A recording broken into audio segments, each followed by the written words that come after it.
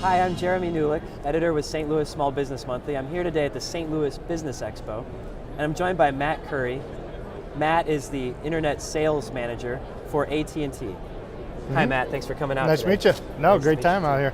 Awesome. So tell me a little bit more about what brought you out to the show today, what brought you out to the St. Louis Business Expo. I think the big thing is just bringing the message of mobility, for business owners. They think about their advertising plan, where do I start? What buckets do I go into? TV, radio, magazines, Sure. and just want to bring the awareness of the mobility side. Just mobile usage is probably the number 4 bucket out of all the, different advertising mediums you can buy into.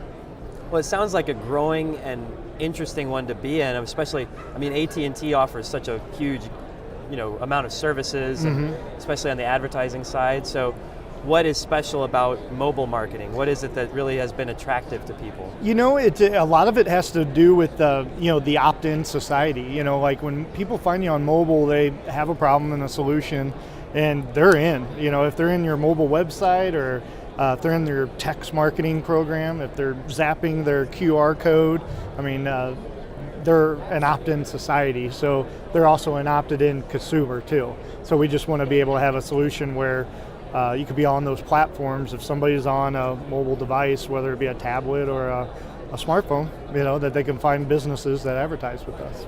It's excellent, and it is such a fast-growing and new sort of thing, especially for a lot of business owners, Right. Small business owners. So what's your advice to those people when they're taking a look at their advertising spend and they're considering mobile? What kind of questions should they be asking themselves? Some of the big questions they ask is, or should be asking, is like, how do I get a mobile website? Just very important. If you want to be Google friendly, or Yahoo being on a mobile platform, you need to have a website that's coded for mobile applications and stuff. The other question they should be asking is just, how much do I kind of spend at those levels? And then depending if they're reaching Gen Xers on below, or the millennials, that's where they do a lot of their shopping and reading a lot of reviews and buying a ton on mobile platforms. Think about the people in our lives that bought a lot of Christmas presents just using a mobile device rather than their laptop, or going to the store necessarily.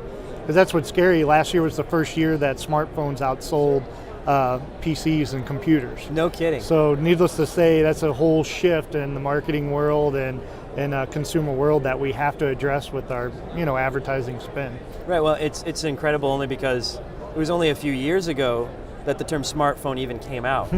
Right. And so when you talk about mobile marketing, I think what would be good for people to know is what exactly is it that you're talking about. You've mentioned mobile website and other things like that, but what's kind of involved, what other aspects are involved in mobile marketing? Probably the big thing would be when people buy a phone plan, 68% of them get a texting plan on it too.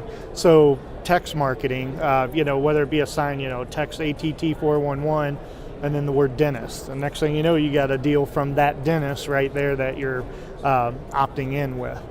So text marketing is a big one. Another one would be just mobile listings. Yellowpages.com's one of the top navigational apps online. So if somebody's on YP.com, they click that app, be in the first selection, no matter what, the first billboard, no matter if they're using current location or they're using an address, they're the first one to pop up. So just kind of important listing, criteria, and then being found easy with Google and Yahoo and Bing and stuff like that.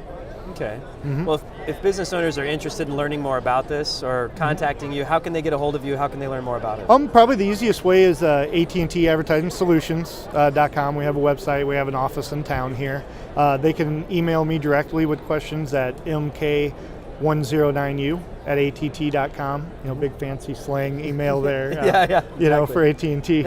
And then just email questions there. But yeah, come visit the office, or just give us a call at 314-957-5050, and that's just another way to get a hold of us there, and we can get them hooked up. Sounds good. Thanks a lot for coming out today, Matt. No, appreciate your time. All right.